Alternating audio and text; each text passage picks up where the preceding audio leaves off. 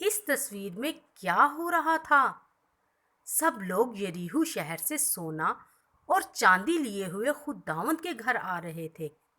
Yeshua نے انہیں ایسا کرنے کی ہدایت دی تھی، لیکن ایک آدمی چپکے سے اپنے لیے کچھ چیزیں لے رہا تھا۔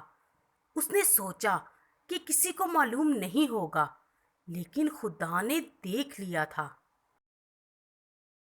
یریحو کو فتح کرنے کے بعد یشوا نے 2 آدمیوں کو اپنے پاس بلایا، کیونکہ اب اس ملک میں آگے بڑھنے کا وقت آ گیا تھا۔ اس نے ان سے کہا، تم اگلے شہر آئی کو جا کر جاسوسی کرو، دیکھو کہ ہم کیسے اس شہر کو فتح کر سکتے ہیں۔ جاسوسوں نے واپس آ کر بتایا، یہ تو صرف چھوٹا سا شہر ہے، سارے سپاہیوں کو بھیجنے کی ضرورت نہیں، 2-3 ہزار جنگی مرد آسانی سے شہر کو فتح کر سکتے ہیں۔ اس لیے صرف 3,000 سپاہی آئی کی طرف روانہ ہوئے۔ پھر ایسا نتیجہ نکلا جو کسی کے خیال میں ہرگز نہیں آیا تھا۔ آئی کے سپاہی زیادہ زوراور تھے، اس لیے وہ جیت گئے۔ انہوں نے 36 اسرائیلی سپاہیوں کو مار ڈالا اور باقی سپاہی واپس یشوا کے پاس بھاگ گئے۔ یشوا کو بڑا صدمہ ہوا۔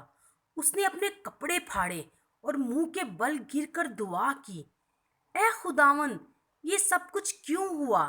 یہ کیسے ہو سکتا ہے کہ ہماری شکست ہو؟ جب ارد گرد کے لوگ اس کے بارے میں سنیں گے تو وہ سب آ کر ہمیں ہلاک کر دیں گے۔ پھر آپ اپنے بزرگ نام کے لیے کیا کریں گے؟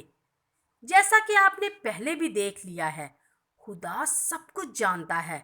اب اس نے یشوا کو بتایا، یہ اس وجہ سے ہوا کیونکہ تمہارے درمیان کوئی شخص ہے جس نے چاندی اور سونا لے لیا، اس نے میری چیزوں کی چوری کی ہے۔ یہ شکست خداوند کی طرف سے اس گناہ کی سزا تھی۔ ہم کبھی بھی خداوند سے اپنے گناہوں کو چھپا نہیں سکتے۔ پھر خداوند نے یشوا سے کہا، اٹھ اور لوگوں کو کہہ کہ وہ اپنے آپ کو پاک کریں، کیونکہ کل میں ظاہر کروں گا کہ کس نے گناہ کیا ہے۔ کل صبح سب لوگوں کو اپنے اپنے قبیلے کے مطابق حاضر کیا جائے۔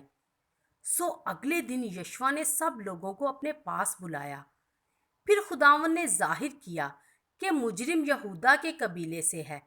پھر باری باری یہودا کے قبیلے کے ہر خاندان کو سامنے لایا گیا اور ان میں سے خداوند نے ایک گھرانہ دکھایا۔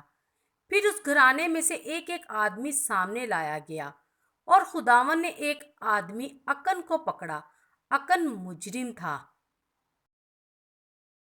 پھر یشوا نے اکن سے کہا، اے میرے بیٹے، خداوند کی تمجید کر اور اپنے گناہ کا اقرار کر، مجھے بتا کہ تو نے کیا کیا ہے۔ اکن نے جواب دیا، یہ سچ ہے، میں نے ایک خوبصورت چادر دیکھی اور کچھ سونا اور چاندی بھی، اور لالچ کی وجہ سے میں نے یہ چیزیں لے لیں اور اپنے خیمے میں زمین میں چھپائیں۔ پھر یشوا نے کچھ آدمیوں کو اکن کے خیمے میں بھیج دیا اور وہ یہ چیزیں وہاں سے نکال کر یشوا کے پاس لے آئے۔ پھر ایک بہت افسوسناک واقعہ ہوا۔